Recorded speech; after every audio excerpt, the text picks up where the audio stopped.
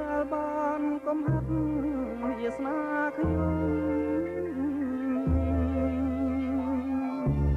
ឲ្យសាងសាទៀនប្រាថ្នាសុខមមកឆងស្នេហ៍ខ្ញុំឲ្យងាយរៀងស្រឡាញ់គ្នាណាគង់ប្រាស់ព្រាត់បាន